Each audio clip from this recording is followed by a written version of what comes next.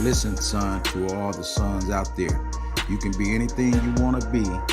Keep God first and love yourself, love your family, and chase your dreams. Welcome to the Listen, Son podcast. We're going to start this episode off with a little story. I remember, when I was new and trying to figure out the recruitment process, my dad did a good thing. He got a lot of people in contact with me to just tell me what I was getting myself into. And I'm pretty sure Uncle Rick did the same thing with money so that we didn't go into this thing blindfolded. And I remember being in my dad's basement, Jarvis coming down the stairs and just telling me, hey, you want to come to Stout and come to Menominee, this is what you're dealing with. This is what, the pros and cons of the decision and things like that. And I'm not going to say he persuaded me or he got me to commit to Stout, but I will say just having somebody to be able to give you the jewels and give you the nuggets before you are going into an atmosphere like that was very uplifting and inspiring. So with that introduction, you clearly see we got Jarvis Ragland here on the Listen Son podcast. You got my Uncle Rick, you got my dad, you got Money. We're coming all back, man, to extend this platform and continue to do good work. So you already know probably right now about the social medias. Follow us on Listen Son podcast. Hit us up on listenson414@gmail.com if you're in need of just support, if you got any questions. And that's it, man, because right now we got work to do. So, Jay, Jarvis, what's up, man? What's going on, Mike? What's going on? So, walk us through, man, to start off. Just, we always started off simple. We throw you a softball, alley-oop. I seen you catch many of those. Yeah. Introduction to sports. What was your introduction to sports? And, who was that male figure that helps you navigate with sports?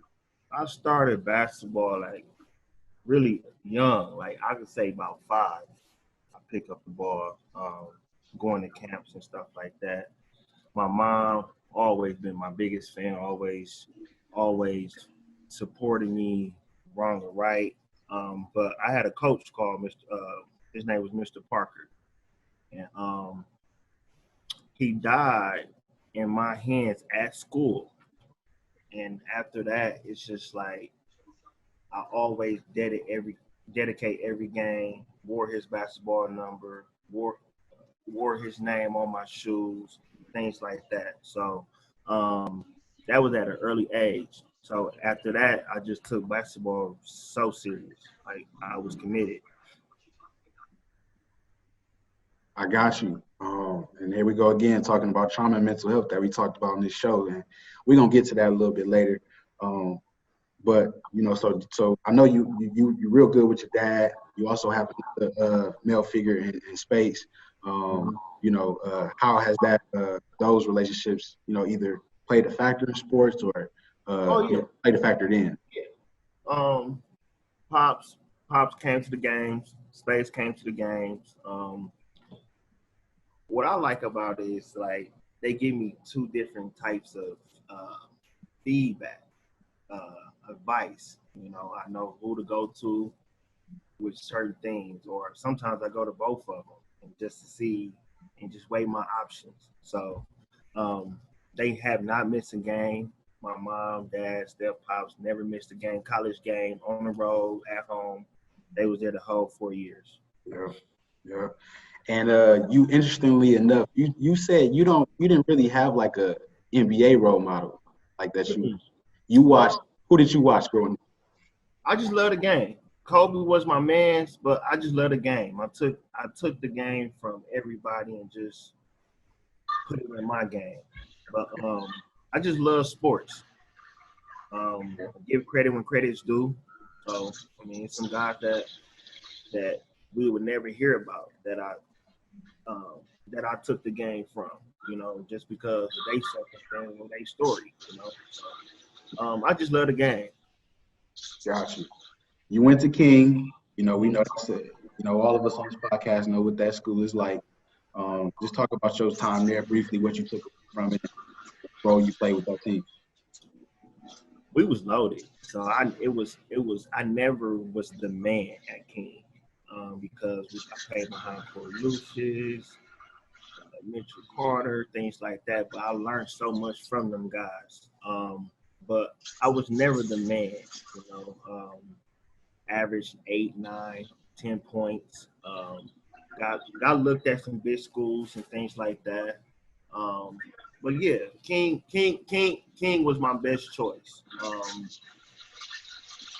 It sucked that we didn't have my senior year. We didn't have a season due to breaking the rules, the coaches, and all this other stuff. So I didn't really get a chance to blow up my senior year. We were supposed to win it all that year, but I that sucks. That sucks. So I depended on AAU once again, loaded, played for DTA, loaded. Everybody could have started anywhere, so that's why I ended up going small. I got you. I know my dad want to jump in right now because he wanted to know a little bit about Iowa and then how they coach, how did stop even coming into play. So I'm gonna let you go ahead, Pops, because that's where we heading now. So go ahead. Yeah, Jarvis, man, thank you for joining the episode, man. You're like a son to me. I thank you also, man, for coming down to talk to Mike, because he really wanted to go to Stout. I was trying to send him, down south. Different schools was recruiting him, and the advice, whatever you gave him, man, it helped, and I thank you for that. Yeah. But I also noticed, man, reading, things I knew already, but you go to Iowa, didn't really work out for you. Then you coach Eddie. How did he get in the mix for you to even trust him and even go to Stout? And how did that all work out? Well, I went to Iowa Dubuque right. in my freshman year there. It was different. That was my first time being away from home. So I just finished my semester there. I played good minutes there. Probably 6, 7 men off the bench. But Eddie, I actually went up there with another guy that was supposed to go there. I wasn't even supposed to go. And they didn't have enough guys to run. So I ended up lacing up, actually grabbing some shoes from one of the guys it was a guy named Mr. Brown that runs a group of us up there. And actually, it was another guy, it was 2 other guys that were supposed to come there, and I was just riding along, and they didn't have enough guys, so I ended up suiting up with grabbing a pair of shoes from one of the guys there, ran. Basically, what Eddie said was I was the best player in the gym. So we worked out. It was like 2-3 months that we worked out because it was right when season had ended. So I'm like, well, I'm not going back to Dubuque. I was going to try to walk on at UW Milwaukee. And, Mr. Brown and my family, we all talk like, you know what, 4 hours away from home probably best than just being in the house or being at home. So I just went with it, man. I prayed on it. I went. And I was like, I told Coach I ain't want to live on campus and all this other stuff. And he worked it out for me, man. And I actually asked him, can I bring 2 other guys? One Big D, Nav, and Thomas. Because we was all talking about, they didn't like their school in Chicago. I'm like, well, coming at the package deal. So we all came. Right. Hey, Rick, I got to tell the story, Jarvis. A lot of people know that I definitely went up there to the visit. And I was like, no, he's not going there. I'm not ever coming back to Stout. So threw all the paperwork in the garbage and said, son, I know it's your decision, but I'm not going back up there. So then I talked to Space. Space like, man, listen, Jarvis is loving it. So we talked to Jarvis. He come down the basement. Next thing you know, man, he's telling me how good, it's nice up there. Rick, I'm telling you, man, when I went up there, when he was up there, it's like he was a celebrity. Yeah, he was the man. And I said, oh yeah, MJ can make it up here then. Yeah. He was right. I had to see. And, you know, sometimes, man, like you say, God had to put things, you know, other people to show you, man. But Jarvis was the man, just on the court, off the court. You know, he was a leader up there, you know. Yeah. So every time I came up there to see MJ play, I couldn't wait to see you neither, man, because you always was doing something positive up there or helping others. And tell a story about helping other young men. Like you said, you brought 2, but it was many more that you helped up there. Yeah. But I actually came with 2 other guys that went to King with me, Dean Ab and Thomas. And like I said, we was all talking during our season, like, man, they don't like it here, man. I'm not playing, because you got to think about it. We just came from King that, you know, we can win it all. We the man, you know. Right. I'm not coming off no bench, you know, whatever. But so we end up coming. Coach made it, you know, kept his promise with us. We didn't want to stay on campus. Got us a house off campus. Little things like that. So we just basically just told us to come out there and ball. He took care of us. Made sure we was good. Right. It was totally different than Iowa debut. Totally different. Right. Hey, shout out to Mr. Brown too, man. A lot of people don't know, man. A lot of people don't know a lot of people don't know, like, that's like, he made everything, he painted everything. Like, yeah.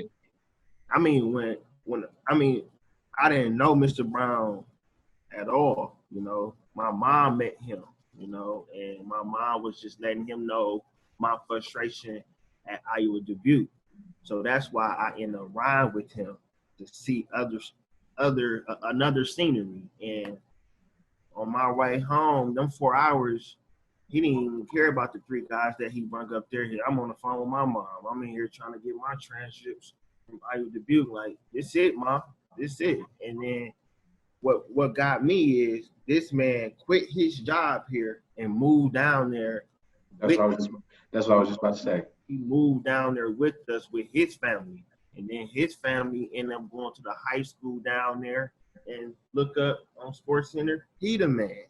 So that's how it happened. And Mr. Brown ended up going back to school, getting his degree at Stout. So it's a lot to it. But it all worked out, man. We all walked across the stage. That's right. That's the ultimate goal. Yep. So you tried to steal my thunder, Pops, because me and Jarvis, we got some stuff along those lines about. Okay. We got some stuff about that. You know, Jarvis, we're gonna come back to that. I'm gonna let Uncle Rick jump in there because I know he has some stuff about education and, you know, how you chose your major and stuff like that. Go ahead, Uncle Rick.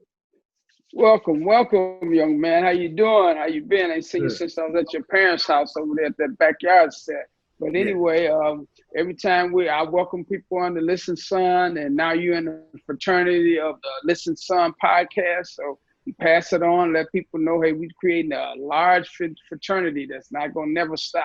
But getting to my questions right away. I hear you ran track. I want to hear something about track. You know, I know he's a baller, but I want to hear the track. Yeah. Tell me about your track.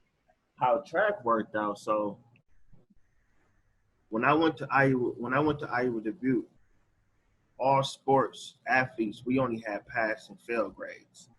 So basically, I was going into Stout with no grade average, no grade point. So I had to go to a small school down there and take 2 classes, passed them classes, and came to Stout the second semester. So I came to Stout the second semester. So mind you, the 2 guys that came with me, they already had grade points from their school, so they was already able to play. So I'm this kid that come to practice, can't touch the ball, can't do nothing. You know, I'm just on campus. So when I was able to come back, I'm like, man, do I want to waste a whole year and pay this last semester with them? So I set out. So now I meet my roommate. One of my roommates, he like, man, just run track. I'm like, I ain't running no track. I can't wear them little old shoes. I ran. I did. I end up working out with them. and never knew how to high jump, never knew how to long jump, taught me all that. Now I got the number, I'm like third in the school history of high jump. Went to nationals, didn't win, but it was good. So what happened was, so now basketball season started. I'm like basketball to track. I'm like, man, I can start playing basketball. Like, get the track. So that's what happened. Like, I just ran track for a year. Okay. All Yeah. right, that was interesting. Very interesting. Yeah. Now, it's no shame in the game. King has always been a top-notch educated school. What made you pick your major, health, wellness, and fitness? What made you go that route? Just man, to be honest with you, I picked that route because I'm like, look, this the easiest. This the easiest. I'm around sports all day. I always wanted my own gym. I always wanted to work out. You know, when I was active, that's all I did was hoop, work out, hoop, work out. So I basically, that was like one of the easiest majors there. And like all my friends and all the athletes was in that major. So we was always together. So that's really why I picked the major. All right. Well, shouts out to your pops and respects for a job well done, not even excluding your mom. Job well done, young man, and keep it up. Yeah. So before money hop in there, because I want people to understand this, you didn't stay in the dorm, right? You didn't stay in the dorm. You were kind of more of a going out guy. I wasn't, but what I didn't like in the couple years that I was there is it's only so few of us African Americans on campus, and we really didn't even really speak to each other. Like we still had that public school mentality. Like I got to check this dude out first, or check this lady out first to make sure that they're good. So just talk about how important it was for us to really have each other's backs up there. Just think about it. It's like this. This is how I always saw it.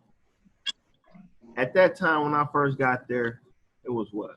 About 5 of us, Mike. Like, actually, I'm not talking about the Africans. I'm talking about like African Americans, like us. It was about 5 of us. About 5, 6, about 5 or 6, and it's 100 of them. So it's just like, man, they looking at us like we're God, and we're looking at them like, man, like I ain't used to this. But it was so important that us to stick together because like they was so quick to take somebody else's story and label all our stories like that. Oh, Mike came from here. Jarvis came from here. You got to think about when I first walked on campus, I had a mouthful, I had a grill mic. I'm like, man, I just came to hoop. That was my mindset. But actually hanging out with them and actually doing things with them and they praising me and I'm like, I'm not abusing it, but I'm loving it. This is my first time actually being somewhere that the ball gotta go to me. Not Corey, not AZ, me, So it was a different feeling, but we stayed together. Some of us didn't make it. Some of us came from different backgrounds. So. But the ones that did stay together, we actually made it. Yeah, and it's stuff that I didn't know, especially like leaving the dorm and living on campus. You got to have your stuff out the dorm, but then you got 6 days where you like basically homeless. And we got all our stuff in your house or whoever house was off campus. And that was a good thing about me being there because like now it's like we all communicate with each other because like Mike said, like they gave us like, oh, you got to be out in 5 days, but the next place you go live at ain't ready until 10 days. So now you got everybody's stuff at my house, storage, in the car, things like that. So everybody crashing right there for 4 or 5 days. until they move in, and now we all helping each other move in. It was just like we really went through that. Like we really went through it. Like they wanted us. I'm not even gonna say they wanted us. Like they was just like they wanted us to fail without them saying that, hey, y'all gonna fail, you know. But we did it. We did it, man. I mean, laying on the couch together, making a pallet, we did it.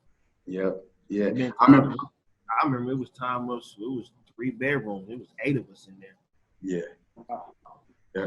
I remember, and then I'm gonna chill, and I'm gonna come back. We're gonna get more in depth. But I remember it was one time with all that we was going through. It was this one black student on campus. We don't know where this dude came from, but we saw he had the same gear. You know what I'm saying? And we just go ahead, Jarvis. Tell the story. I'm gonna let you. Remember that day? I think you end up picking me up at Jarvis Hall. Yep. We was going up the hill and to make that left. And you said something like the hill, going home. Mike picked me up, and Mike said like, "Damn, you know him, Jay?" Because like all the black kids know each other. I'm like, I ain't never seen him. You who? New guy? Man, I think then we saw him again and again, same stuff on. And Mike ended up saying something to me. And what I did was me and Mike ended up calling all the guys that we was cool with. Hey man, all the stuff y'all don't wear, man, pack it up. Just pack it up. Don't ask no questions, just pack it up. Everybody pack it up. I think Mike had about 3 bags. Mike knocked on his door, gave him all that stuff. We went by our business. I never seen the guy again, but then when I seen him, I'm like, dang, that's like, and I already knew because he had one of my shirts on, one of my sneakers on, so it was all cool. I never said nothing to him. I never went up to him like, hey man, I gave you that, or hey man, this and this and that. We went by our business. Right. That was that story in the special ed kid. That was like one of the top things. I mean, you got to think about we 19, 20 doing this. You know what I mean? Like, you know, we barely had that stuff, but it was just like I remember, man. It was deep, man. And Mike, Mike said something, and I took action. Mike said something, and I called everybody like, "Hey, man, pack y'all stuff up." Nobody asked no questions, nothing, and Mike delivered it. Like knocked on his door, delivered it. Mike found out where the man stayed at on campus and everything. And I don't know like what was him and Mike's conversation, but it really wasn't. It wasn't to show him like it was just to. I would wanted somebody to do that to me or one of my loved ones, you know. But I promise you, I ain't seen that man ever since. Like I couldn't tell you who he was. Yeah, it was crazy. It was crazy. Go ahead, Uncle Rick. I bet he remember y'all. Yeah. It really seemed like it was an angel that just popped on our campus, and it wasn't like one of them angels to like really, you know, have interaction with. It was just like, what are y'all gonna do? Y'all notice something going on. What are y'all gonna do? Right. That's what it was. So money. I'm gonna let you go in because we're gonna hit some other stuff, man. But go ahead, man. What's up, man? What's up? What's going on, man? So, not much. With your degree, man, it's funny that you said that because I chose my same degree. Like you just said, it was the easiest thing during that time in college. Mm-hmm. And I basically went for human performance. So, you know, it's all within the same thing. But I'm just getting to like some education questions. You know, since you're teaching, you know, like can you let us know like how do you feel like what's the importance of being like a black teacher now? Like how do you feel about that? I teach special ed. I got 7 boys. So my job a little easy because like I was telling Mike earlier, like I got a system in my classroom. It's called We Are Brothers. You know, y'all all brothers. Okay? Y'all have an issue with each other, who y'all go tell. the big brother. I'm the big brother, and I'm supposed to handle whatever the little brothers is going through. Okay. So that's what I got. Like I said, I got 7 boys. I got 7 different relationships. Okay, that's the hardest part, having a different relationship. I gotta know each of my students. I know him. I know he don't like to read out loud, so I'm not gonna pick on him because I know that's gonna be a behavior. I know he autistic. His learning style is a little funny, so I'm gonna have to switch it up and make it understanding. I do a lot of one-on-ones, a lot of one-on-ones, a lot of promises. You do this, I got something for you. You got something for me, I got, you know. So it's just like that. It's just different relationships, and it's so funny because everybody come to me like, "How you do that? What did you say?" I'm just honest with them. I'm coming to them like, look, I ain't cussing, I ain't fussing, but they know I'm serious and they respect me and I respect them. Good relationships, no issues. This was the worst class. I was a para before I became a teacher. So I used to always get called like, hey, can you go get such and such? Hey, such and such, can you go break up this fight? And then like when they found out like, you know, I can control them, then they asked me like, hey, do you want to be the teacher next year? I'm like, okay, cool. How much you get paid? Okay, cool. We'll pay your masters and we do all this. I'm like, man, cool, let's go. So that's how it really fell out because the teacher that was in front of them, she's my assistant now. So and she's a great help, African American lady, great help. So I just basically I put a lot of fun in it. It's hard though. Some days it's hard. When I first got there, I'm like, oh no, I can't do this. Oh no, you call me what? So then I just start dealing with them one-on-one relationships. That's fine now. I don't have no issues. Is it important for those students to see teachers that look like them? Oh, no, for sure. Mm-hmm. Yeah, you can tell. You can tell. Man, they so quick to label us. Man, you get suspended 3, 4. I done seen students get suspended 2 or 3 times in a row, and they got labeled as special ed. That's why it's so important for parents to be involved. Your kid gets suspended, or you get any type of phone call. Instead of disciplining them, come up there, show us that you care. You know, I didn't seen teachers lie on kids, you know, to the point that I had to double back like, look, man, call me.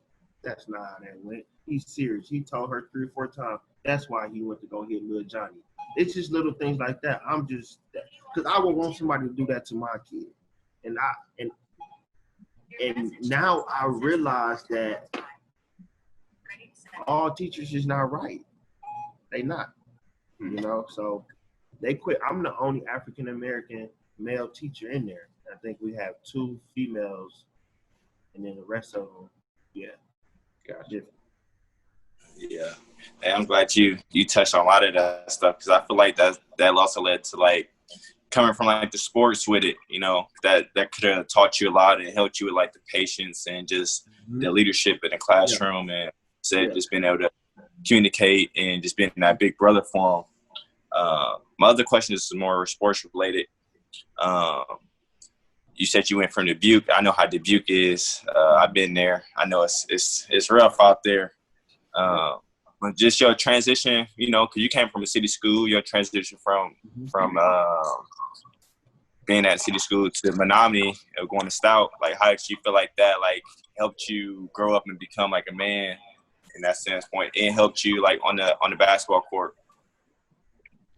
Like I said, when I first came on campus, I took my student ID. I had all black on, a mouth full of gums. I walked across that stage in a suit.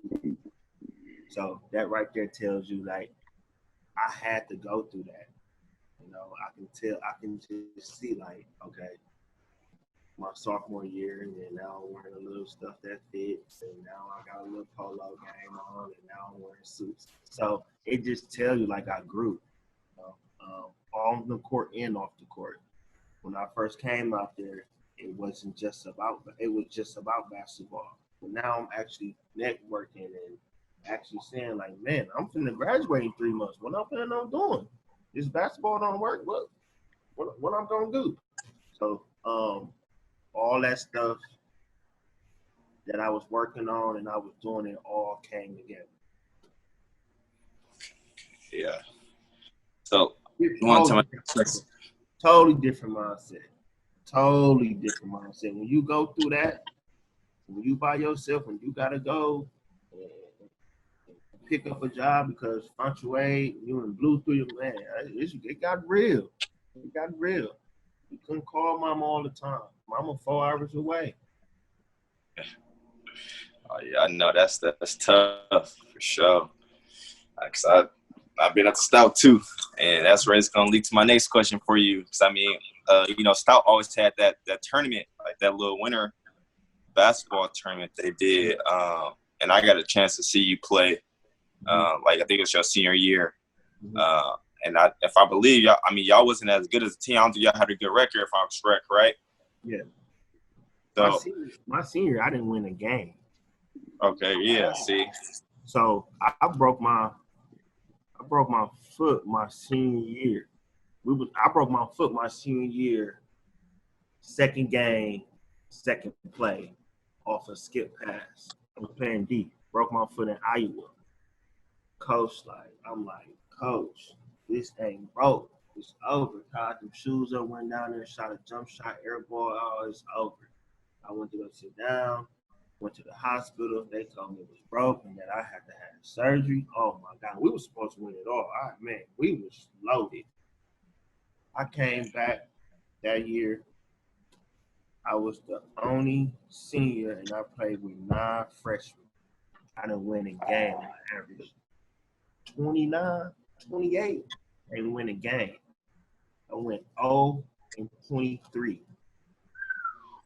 Wow. That's tough. He hit me out to player of the year because I didn't win no game. They gave it to somebody at Whitewater.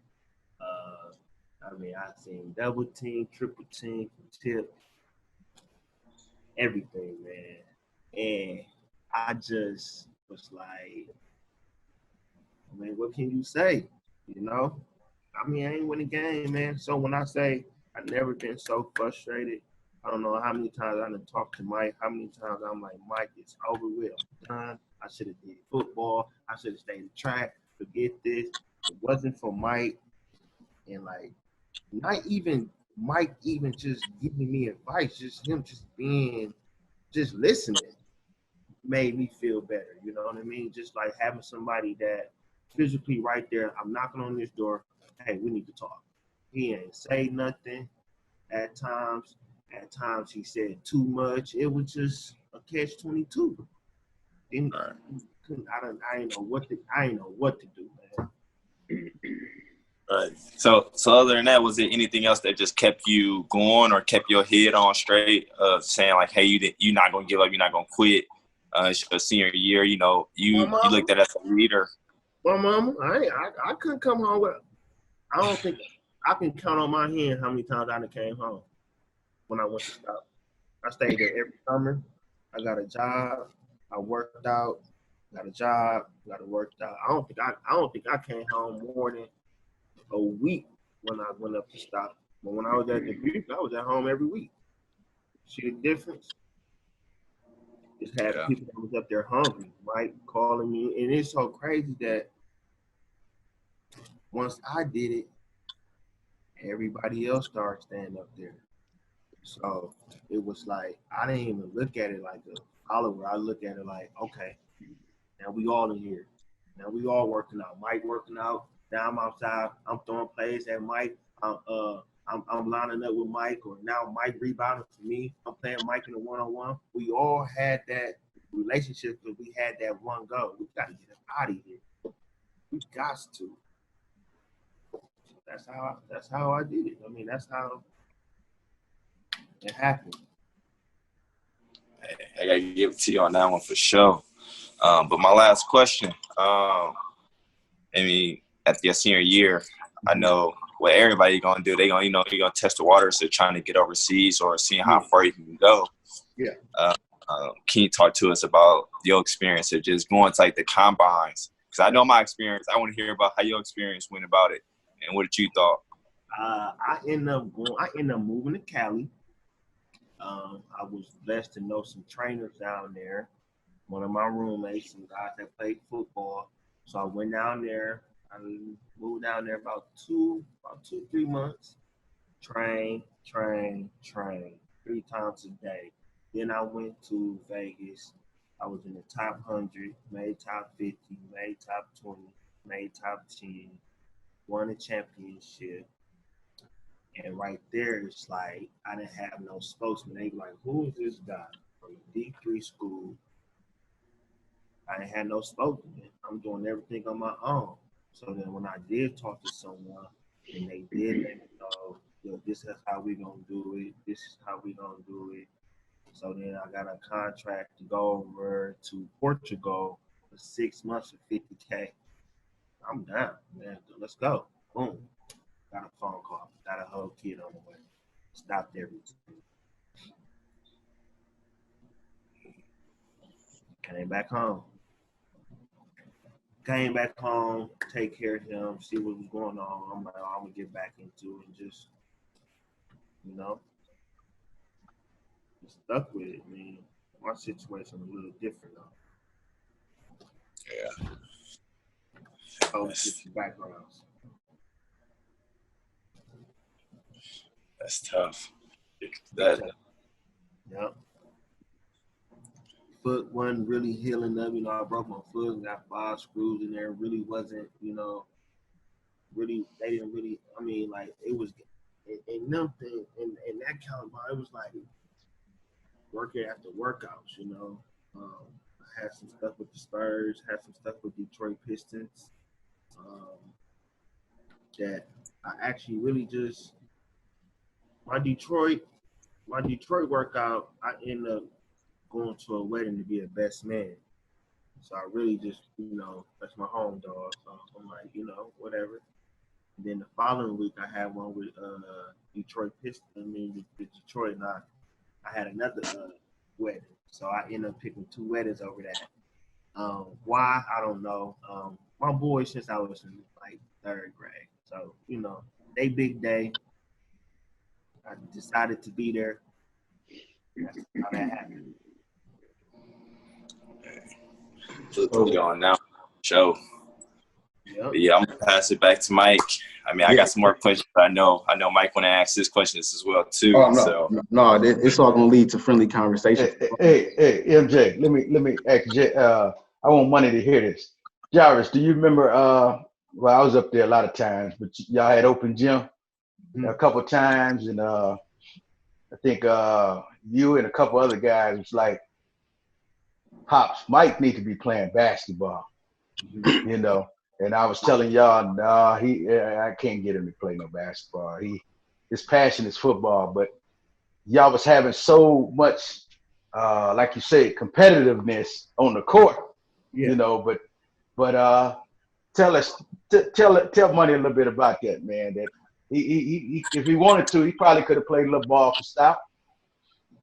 Man, Mike was talented, man. Mike let the coaches get in his head. He could have made it. It was a lot of, because when you win them small towns, you got to think about it. You're going against other players, and you're definitely going to coaches. Okay. Yeah. You're not getting paid for this. You're trying to get paid for this. 9 out of 10, the coaches that's coaching you, they've been through it. They've been to the highest level. If not, you got to think about it. We getting coached by players or coaches that play D1. Went overseas, played in NFL or NBA, things like that. But Mike let the coaches get to him. And, he didn't have the confidence that he had when he became a senior. If Mike would have had them confidence when he came, Mike would have been in the rotation. Real laid back, a guy with less words. He talk more, and and he voiced his opinion instead of sitting back and just letting it come to him. He gotta go get it. Like, and it's certain things you gotta know when to turn it on and turn it off. And that's the good thing about me, because when I came up there, I was laid back. I'm peeping the scenes and things like that. And then I'm like, okay, I already know when I'm on. Too. I don't care, and they let me be me. That's why I love it up there. They let me be me. You know, they love the grill. They love I wear the grill, or they love the twisties or the baggy clothes and things like that. I had swag to it, so they loved it. Even though like this was back home, this just you come back home, this all you see. And that was it. And if I knew the knowledge that I knew now, that had Mike on that track, he would have been gone. Yeah. So out of here. Yeah, and that's why He had the size, he had the speed, he had everything that they didn't have. But they played because they probably went to town, the next town over. They was they was active. Like Mike said, he was laid back, real laid back. Yeah.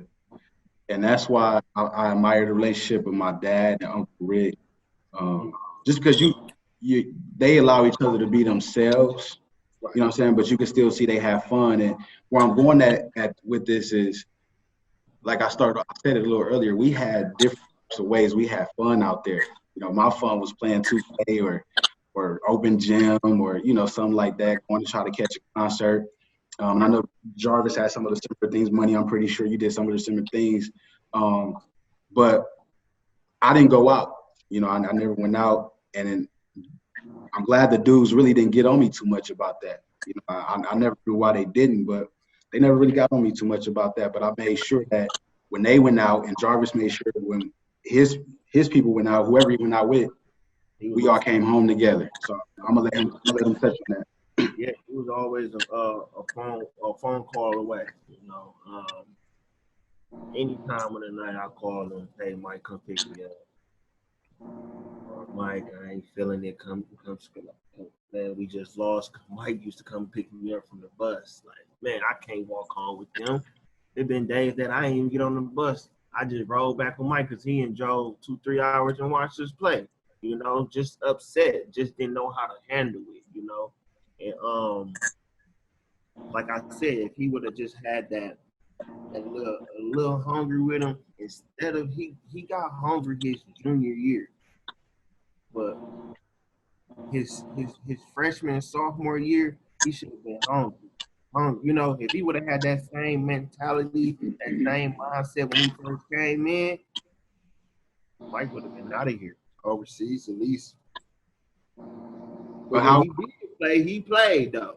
Oh yeah, no, yeah. But how important is it to support each other though? That's what you supporting each other through losses, supporting each other through all that stuff. Yeah, it's important. Like right now, this whole support black business and all this stuff. We gotta have that mindset. Just don't let the world change us. We're supposed to always have that mindset. They do. You know what I mean? But up there in that small town, you had to, man. We had to, man. One got a job. I remember one got a job at Burger King. I think we all was working there. Just like stuff like that, like Anderson Windows. Man, Anderson Windows, man. One got a job. We all went up there. I remember we all went to the 10th service and we all got hired. We all rode together. We all had different shifts, but we all made sure we all, I remember when I couldn't work first shift, I could have had to work third shift. Mike still would pick me up, or I'd drive Mike to work and pick him up, and then we flip flop. It was. We had that type of relationship. Yeah, and that's why it's important, Uncle Rick, Dad. That's why it's important for us to see how you got Spades, Jarvis, your dad. That's why it's important for us to see you guys doing it like that, because that's where I got it from. I'm giving y'all flowers once again, man. That's where I got it from, with just being a servant and being selfless, man. You got to support the dudes and whatever they're doing. Money, if you was there with us, it would have been the same thing, man. So, yeah. Lastly, I want you to touch on, and like you said, your parents was there, man. What I'm saying? They was at games, all of them.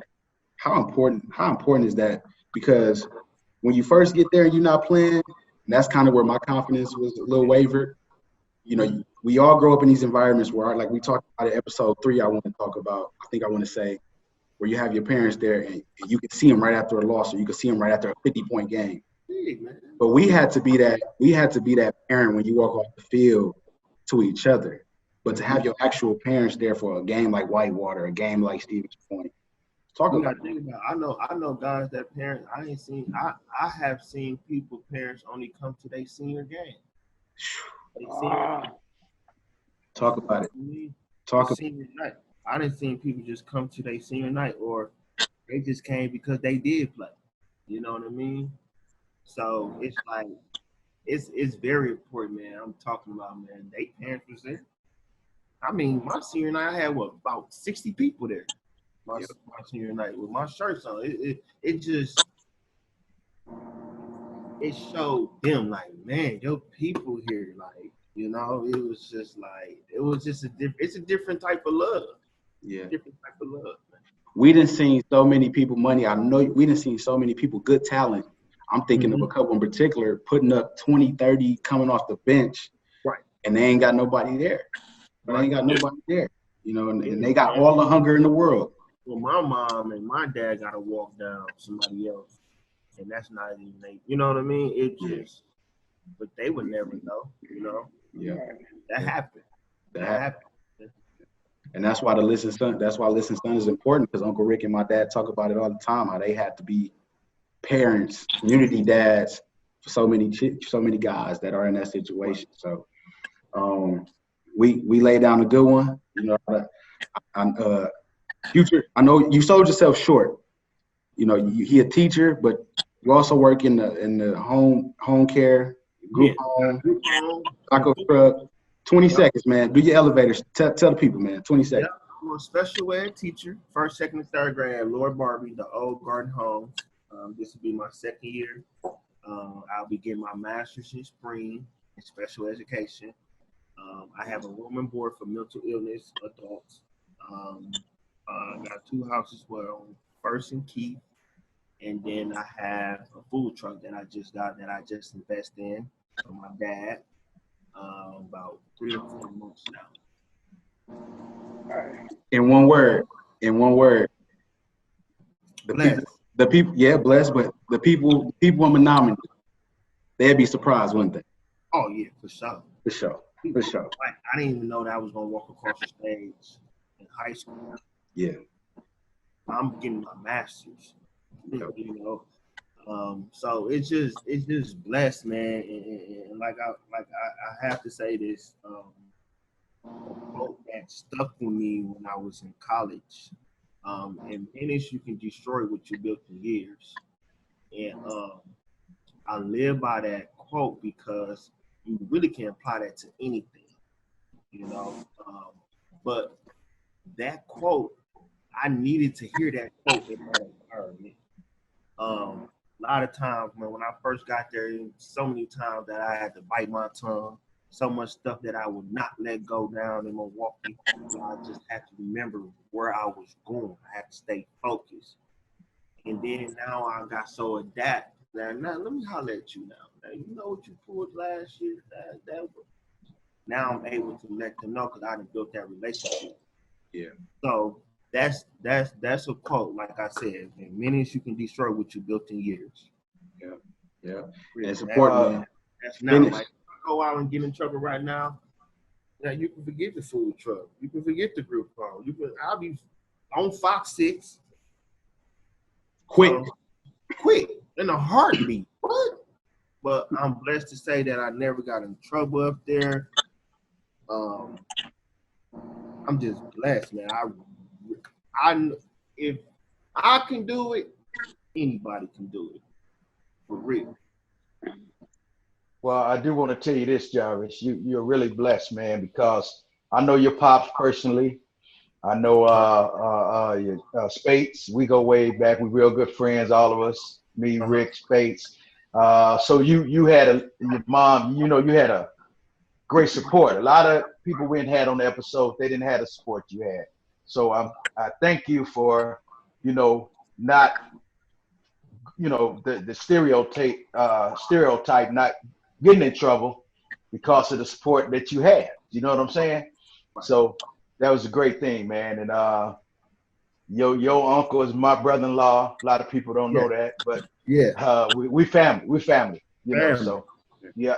All right, Jay. So, like I said, we all thank you. All right, now you're gonna wrap up the show with the Listen Son segment.